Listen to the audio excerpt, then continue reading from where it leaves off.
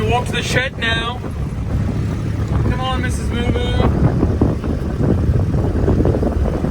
It's a gorgeous day, and what better to get a nice feed on this gorgeous day? Come on.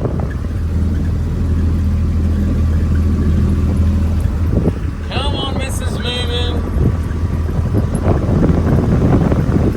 So basically we go all the way to the end of the paddock, and then we make some zigzag turns to herd them towards the gate, and they know they have to follow a pathway to the shed.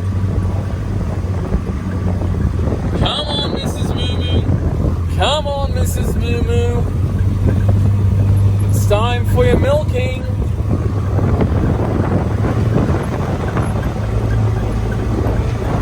Come on, Mrs. Moo Moo. Right, so this is the end of the paddock.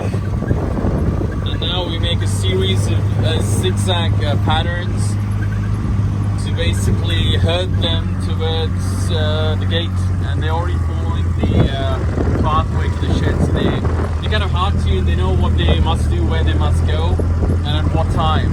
It's like the body clock is attuned for their daily routine.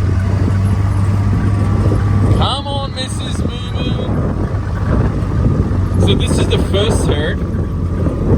And after this, I'm going to do the same thing for the second herd, which is going to be on pivot number 2, which is on the other side of the farm.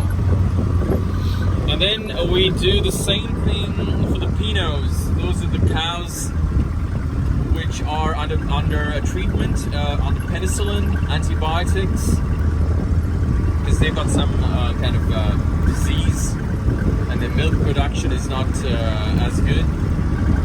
So they're being treated, and that's the third herd. So that's how it works on this farm, Niatahu Farm here in Canterbury.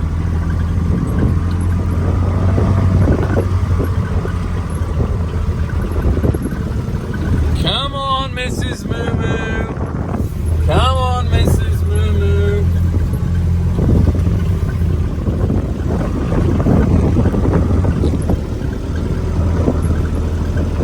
Come on, Mrs. Moo Moo. Gorgeous day. Oh my god, look at that. What a blessing to be on this farm and working. It's really like spectacular.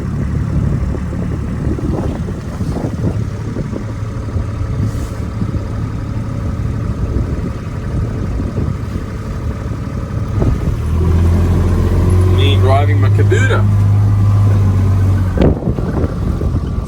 Gates open, so after they finish their milking, they know they're going to come back to the same paddock,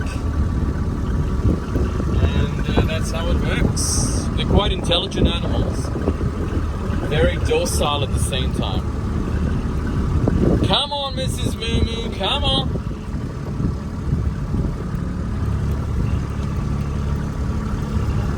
Laters.